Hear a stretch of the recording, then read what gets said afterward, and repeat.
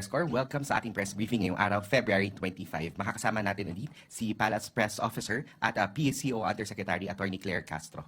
Good morning, Yusek. Yes, good morning. At good morning sa Asek Dea and good morning sa lahat po ng ating mga kaibigan dito sa media. Good morning. Apa. We'll go straight ma'am to our first question from Maricel Halili, TV5. Magandang umaga Lagi. po. Ma'am, today kino-commemorate yung EDSA anniversary. But then some are saying na bakit hindi siya na-declare as non-working holiday gaya dati. May we know the wisdom of Malacanang? Bakit idiniretso from since I think 2023? Hindi na siya na-declare as non-working holiday. Yes, as of now, February 25 is declared a special working day. And I think it is the prerogative of the President. And when we say special working day, still, there is encouragement to people to commemorate, to join any event. And it will not hinder any activity to commemorate the EDSA People Power. But isn't this an effort, ma'am, from Malacanang para kasi yung mga critics sinasabi na gusto nang burahin yung part na to ng history ng bansa? Okay, again, yan na naman ay kanilang mga opinion sa mga balak na tumuligsa sa Pangulo at sa pamahalaan. Unang-una, isipin po natin, mayroon po bang pinahinto ang Pangulo na anumang activity na patungkol dito sa commemoration ng EDSA People? Since the time po na siya ay naging Pangulo, wala po tayong nadinig na anumang pagpapahinto ng anumang events, any activities na maaaring mag-commemorate ng nasabing event. And at the same time, pansinin po natin paano po mabubura ang history. History is history. So hindi po kakayanin po lang ng presidente na ito ay mabura sa ating history. Pero what do you want to tell those universities and colleges na nag-decide to suspend their classes today to commemorate the EDSA anniversary? They are given the freedom to do that. Kaya po hindi natin sinasabing ang Pangulo ay humahadlang sa anumang balaki ng anumang organisasyon, universidad, sa kanilang mga gagawing activities. So kung balak po nila talaga na sila ay walang klase, it's up to them. Free po sila to do that. A related question. Sorry, isn't this undermining the gains of the EDSA revolution and diminishing its spirit and essence? No, I don't think so. We don't think so. Why? Sabi ko nga po kanina, if there is the intention to erase the memories of EDSA People Power, ibang klaseng pamamaraan ang gagawin. As a matter of fact, we declared it as a special working day, but it is considered just a regular working day. But what's the purpose of a special working day? It's to encourage people to join any event kung kanilang kailangang i-commemorate ang isang affair. One final point on this issue.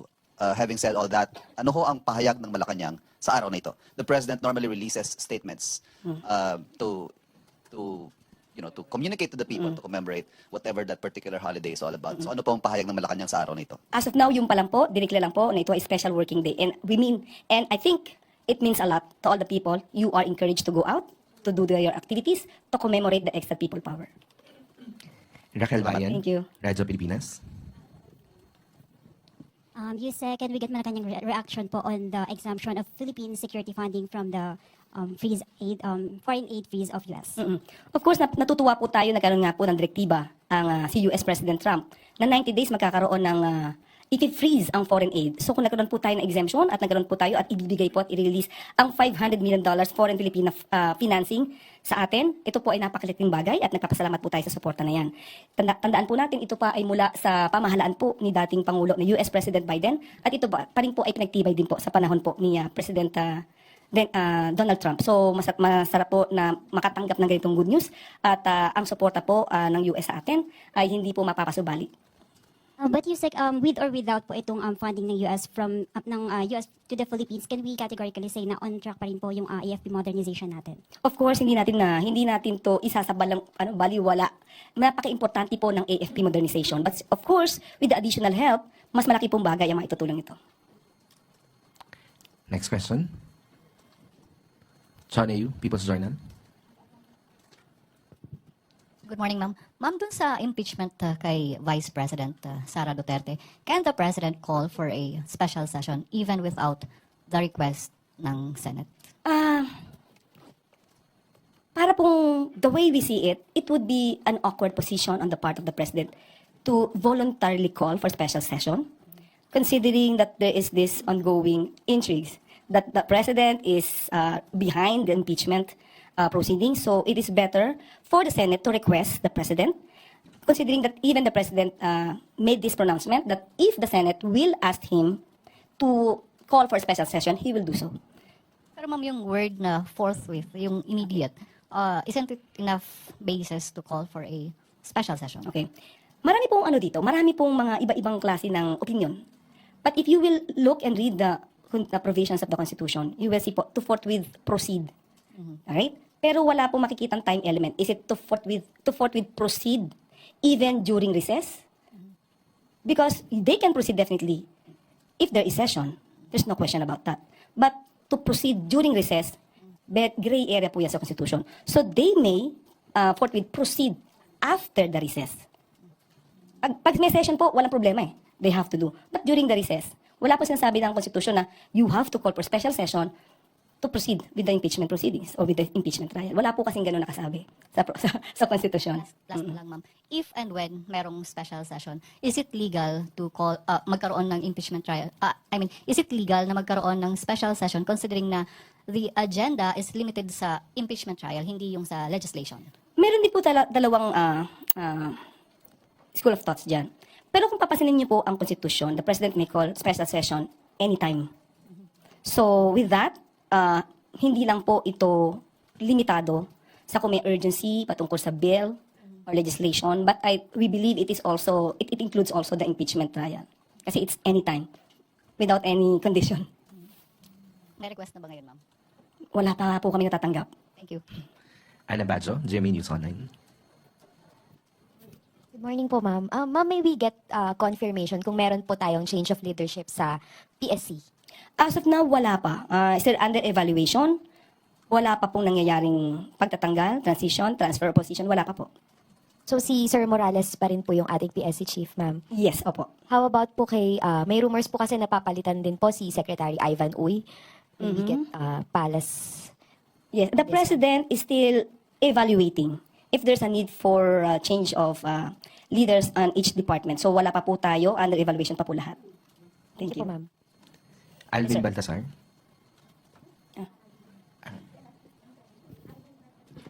Yusek, magandang umaga po. Good morning po. Sa pagkakabanggit nyo doon sa huling sinagot nyo doon sa tanong, apparently parang hindi lang ang DICT ang ine-evaluate. Meron pa po bang ibang department?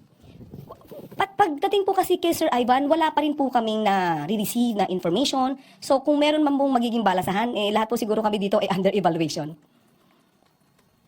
Thank you, Yusek. Eden Santos, Net25. Good morning po, ma'am. Morning po.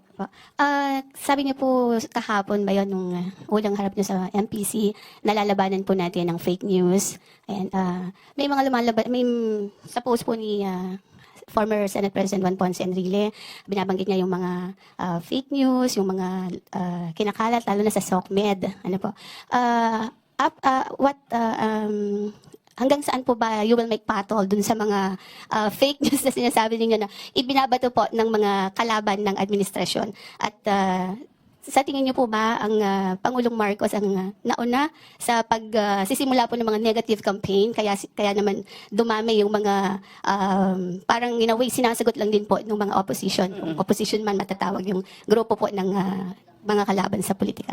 Unang-una po, thank you. Nice question. Unang-una po, ang sasagutin lang natin ay yung mga intriga na may sense. Kung wala naman, walang meaning, walang sense, hindi po natin to sasagutin. Okay?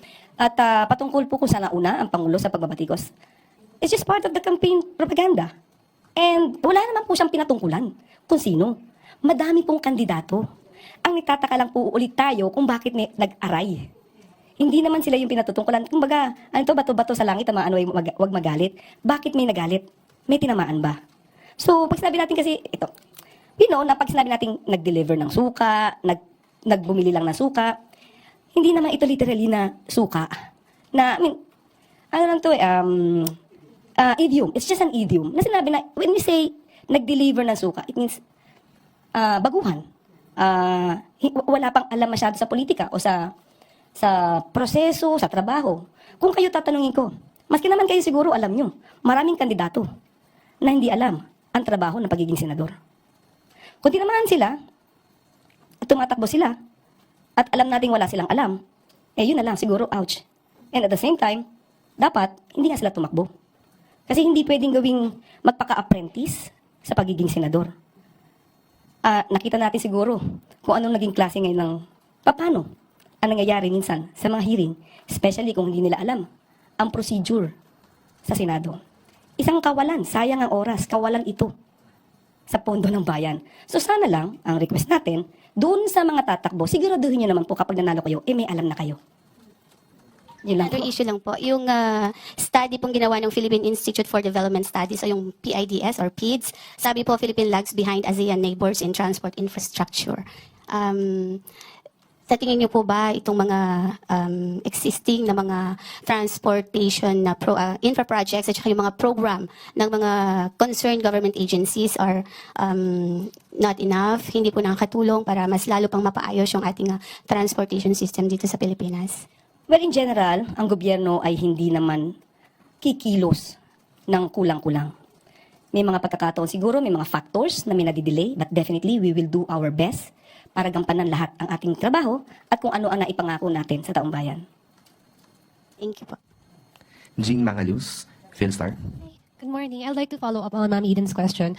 Former Senate President Tito Soto said that he would legalize a bill, he would push for a bill banning fake news. So what's the palace's position on this, especially as since there's a new PCO secretary? Siguro naman kahit po hindi palasyo ang tanungin natin, gugustuhin po talaga natin na maban ang fake news.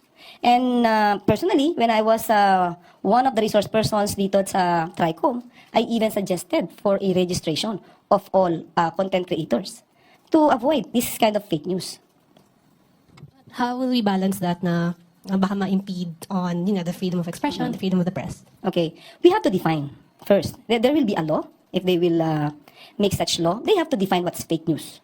And what's the limitation, how they can gauge that those statements will be considered as fake news. So as of now, wala pa po tayong definite na definition ng fake news, especially nasa social media tayo, digital tayo eh. So we have to study that, especially mga lawmakers, they have to study that. Sam Medinilla, Business Mirror. Good afternoon, ma'am. Opo. Ma'am, mag-follow up lang po ako regarding po dun sa na-mention nilang evaluation ng mga cabinet members. Kailan po nag-initiate si President ng evaluation na yun? And kailan natin expected matapos? As of now, ang pagkakasabi po sa atin ay nag-i-evaluate pa. So kung kailan matatapos, hindi natin din alam kung magkakaroon talaga ng revamp. So we have to just wait and see. Hindi pa po natin alam kung ano po yung mangyayari as of now. Pero nanggaling po yung evaluation na yun kay Pangulo? Or parang meron po? I-evaluate pa lang po. I-evaluate. Siguro lahat po ngayon. Kasi every time, kailangan naman mag-evaluate ng Pangulo eh. Kung kanyang mga secretaries, cabinet members are doing well for the government, for the people. So, pag nakita po ng Pangulo na, oops, mukhang hindi ito makakatulong, edi we have to find a new leader and it's for the people. Pero as of now, wala pa po talaga. Pero related po ba to dahil midterm na ni Pangulo? Or ginagawa niya to regularly every year? Pag lang po siguro may nakitang dapat napalitan. Ayun. Tapos, Or may mga nag-resign. May mga nag-resign. We cannot do anything about that. Tapos last question na lang po. Regarding po dun sa USAID, na-assess na po ba ng government yung total impact? Kasi previously na-mention ng NEDA na parang yung regarding lang sa mga initiatives at projects nila yung kaya nilang bigyan ng opinion. Yung pagdating po sa buong government, meron po ba tayong parang assessment na nung impact ng suspension ng USAID? Wala pa po tayong anumang reaksyon patungkol dyan. Pero the mere fact po na na-exempt po tayo at tayo po ay kumbaga hindi mapi-freeze yung foreign aid sa atin, yun po, napakalaki na pong epekto nun para sa bansa natin sa tulong, yung mga tulong na ito. Thank you po. Pia Gutierrez, ABS-CBN. Hi, ma'am. Ma'am, follow-up lang doon sa evaluation. So, can we say na yung mga recent changes sa cabinet ng Pangulo ay a result of that evaluation?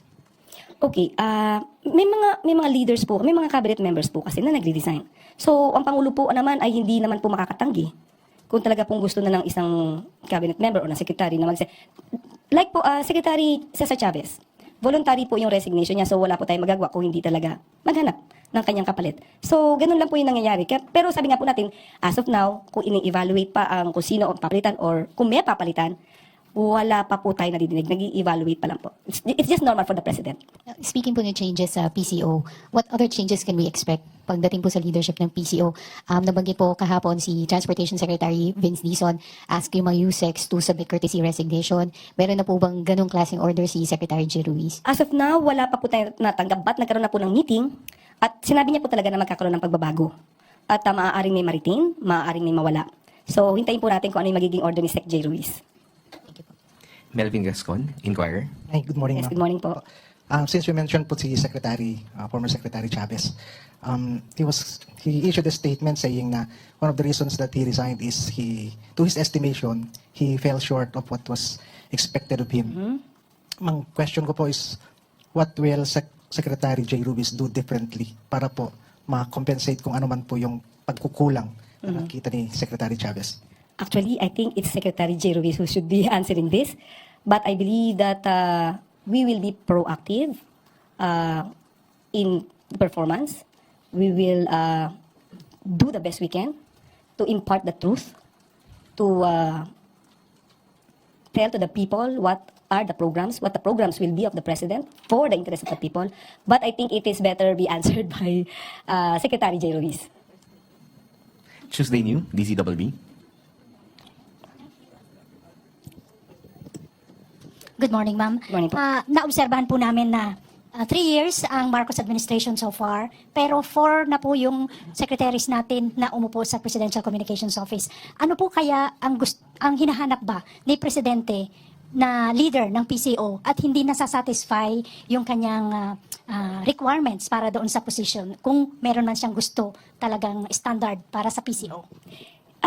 Hindi ko po masasabing hindi naman nasasatisfy ang Pangulo sa mga napili niyang liderato, mga leaders. Most probably, and actually I can't speak for other cabinet members or other secretaries na naging nag-lead ng PCO. Maybe sa sarili nila, katulad ng sabi niyo nga po ni Secretary Cesar Chavez, feeling niya na hindi niya nagampan ng mabuti or may kakulangan. But as far as the President is concerned, we believe na he is not complaining. It's more on the people and the leaders who resign, maybe thinking that they could not do properly, completely, the task given to them. I think we don't have any more questions, Yusek. Okay? That wraps up our briefing for this morning. Maraming salamat, Malacanang Press Corps. Maraming salamat, Yusek Castro. Thank you. And magandang umaga po. As promised, Pag meron, oo.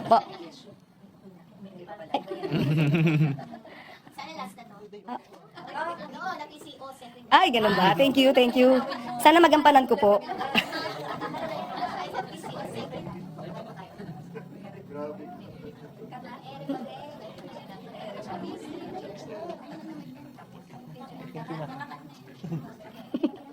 Thank you na.